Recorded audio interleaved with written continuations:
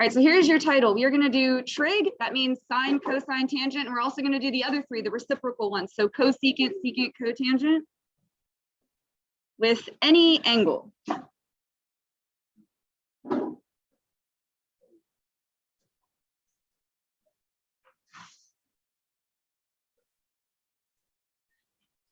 So we're going to start by reviewing what sine, cosine, tangent are. We did them last unit, but we're going to do it again.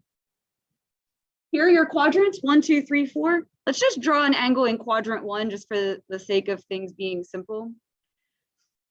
When you go to do trig, you need a right triangle. So you're going to create your angle, and then do you see the right triangle that gets created out of it? It's, you know, with the reference angle there, with the x-axis. This is the x dimension. This is the y dimension, and then we call the hypotenuse r in this case. It's r for the radius of the circle that would be created if you kept on going. Do you see what I'm saying? Like if you kept going the whole way around, it would be a circle. R would be the radius of that circle. So we call that r, right? So go ahead and list out your sine, cosine, and tangent. You're going to write those a bunch today. So just accept that. And then think back to your SOHCAHTOA. Sine is what over what? Opposite over hypotenuse. Good. So if this is your point of view, what would be opposite over hypotenuse? Y over r. You guys got it. Cosine would be good. So that would be x over r. Perfect. And then tangent y over x. Now let's write out the other three. What is the reciprocal of sine? Cosecant. Good. Reciprocal of cosine is secant, and reciprocal of tangent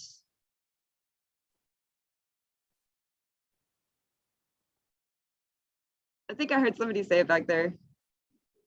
Cotangent, good. And all you're going to do is flip them over.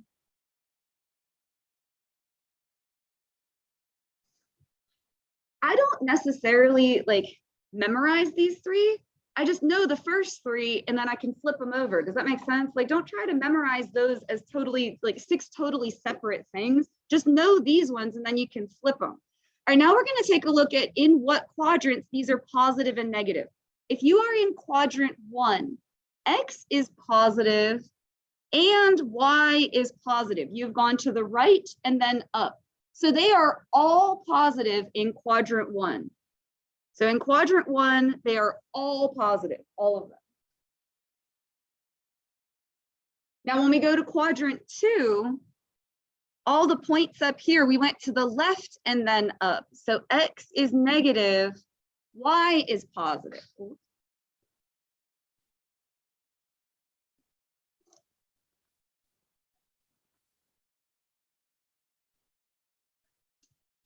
So now only ones that have y in them are going to be positive. So look at what we just wrote out. Which ones just have a y in them and will be positive? Well, tangent has an x in it, and x would be negative, so that's not going to be positive. Sine would be positive, and cosecant would be positive in quadrant 2. R is always positive. R is the radius of the circle, so R would always be positive. So only in quadrant 2, only the ones with y in them will be positive. So that's sine and cosecant. All the others have an x in them, and x would be negative there. So those would end up being negative. We're trying to figure out where they're positive. What's that? In quadrant 2, like points in quadrant 2 would have a negative x value and a positive y value. So in quadrant 3, what would it be? They would both be negative. So if you're trying to figure out which ones would be positive, which trig functions would be positive, it would be the ones that have both an x and a y, because then the negatives would cancel. So good, you guys are getting it. Tangent and cotangent would be positive in the 3rd quadrant. Everybody else would be negative. And then in the 4th quadrant, what would it be?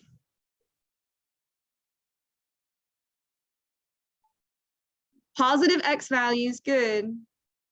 Negative y values, and good. So cosine and secant would be positive in the fourth quadrant. Here's the way to remember that. All students take calculus. They're all positive in the first quadrant. Sine is positive in the second quadrant. Tangent is positive in the third quadrant, and cosine is positive in the fourth quadrant. And then the reciprocal ones go together.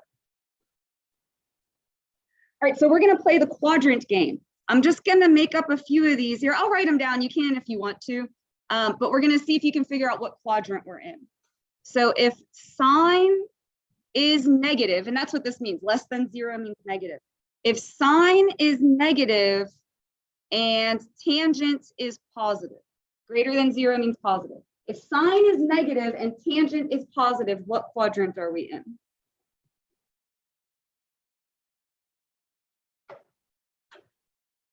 Third, good. Do you see that that's where tangent is positive? All the others would be negative. So that would be quadrant 3. Let's try another one. Let's say cosine is positive and cosecant is negative. What quadrant would that be in? Where's cosine positive, guys? I see some of you got it. 4, good. We'll just do a couple more verbally. How about if cosecant is positive and secant is negative? If cosecant is positive, secant is negative, which one would that be? 2, good. All right, you're just stating what quadrant. There is a section on your homework where that's all you have to do is state the quadrant. Yes, ma'am.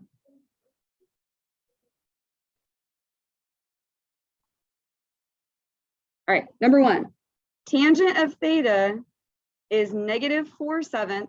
Oh, and just put the negative out front because we just had that conversation where it's like, doesn't matter where the negative goes. We're going to have to make a decision where that negative goes. And sine of theta is positive. So tangent is negative, sine of theta is positive. We have to figure out what quadrant we're going to draw this triangle in because our goal is to find all 6 trig functions. But tangent is negative, sine is positive. What quadrant are we going to be in?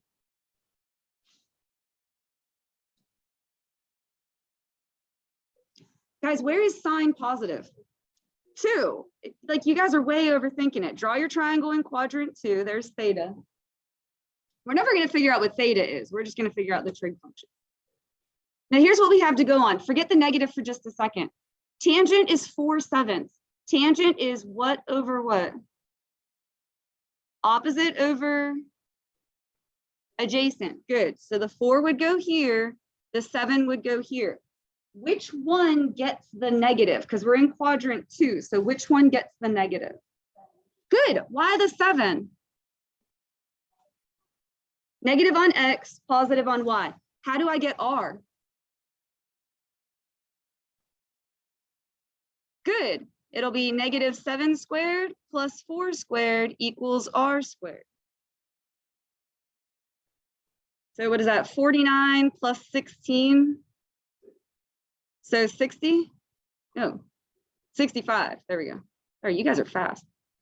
All right, and then square root. You can't split up 65. There's no perfect square that's going to go in there. So just leave it square root of 65. That's fine. And then we're going to find all 6 trig functions. I told you you're going to write them a bunch of times. You're going to be okay. We're not going to do that many problems. I only have 3 because you're going to write kind of a bunch of problems. Now you have the triangle. All you have to do is write them out. The hardest part is dealing with the square root, to be honest. All right. Sine would be opposite over hypotenuse. So that would be 4 over square root of 65. I know I'm going to have to rationalize that, but honestly, I save that for the very end. Like, just do that last. Cosine would be what over what? Good, adjacent over hypotenuse. So -7 over square root of 65. And then tangent would be 4 over -7, but that one was honestly given in the problem. So like, that one was a given one. And then what are you going to do to get all these? Just flip them. So this would be square root of 65 over 4.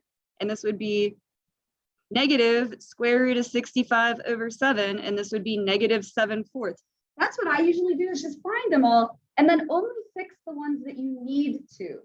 There's only 2 that we're going to need to fix, that we have to rationalize. Which 2 are they?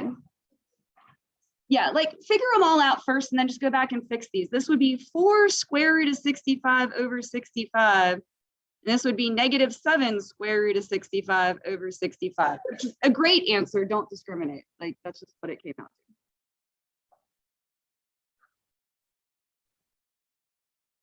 And those are your 6 answers. Let's try another one.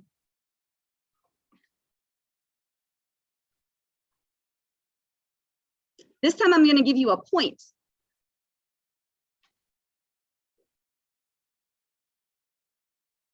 So what quadrant is -2, -5 in? 3. Good. Draw your triangle in quadrant 3.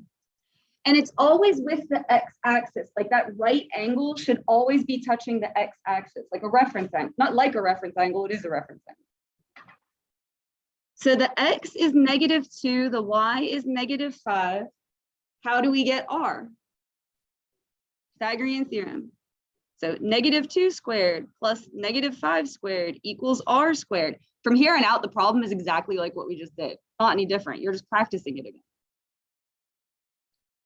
So this would be 4 plus 25, which is 29. And you can't split that. So just leave it square root of 29. And then we're going to list out all 6 of these.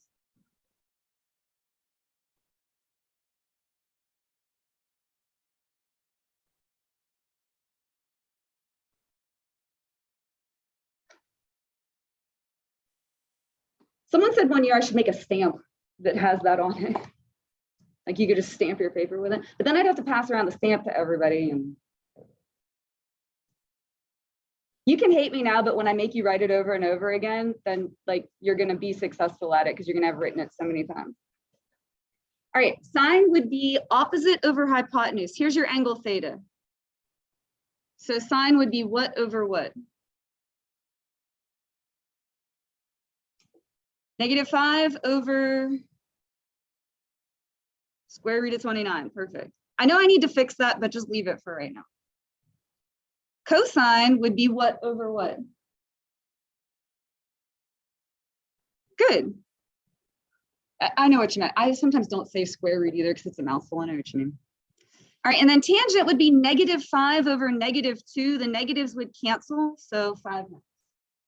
Tangent and cotangent are always the easy ones. They will never have that square. Well, I guess I shouldn't say never. It depends on how the problem was given to you. They usually do not have the square root. And then you're just going to flip all of those.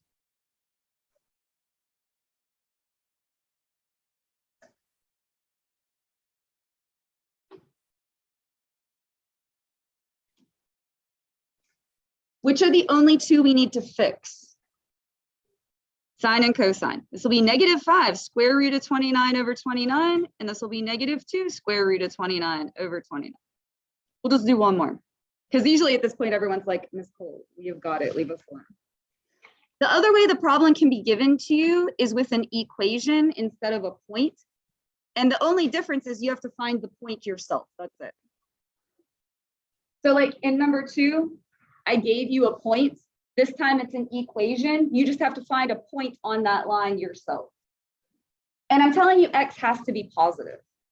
So actually, knowing x has to be positive, what 2 quadrants could we be in if x is positive? 1 or 4, okay? You get to pick whatever you want for x. We're trying to find a point, right?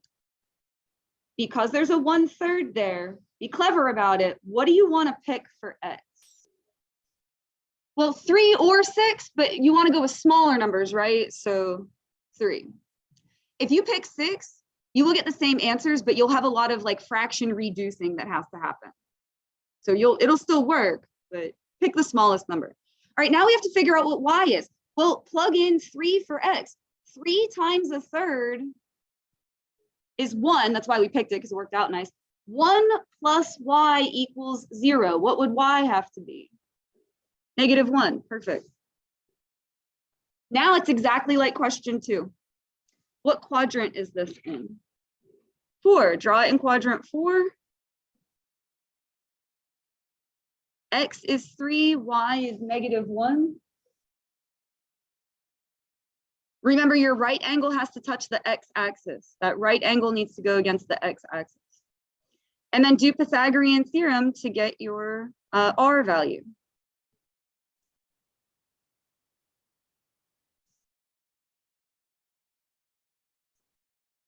So square root of 10. And then we're going to list out all 6 of these.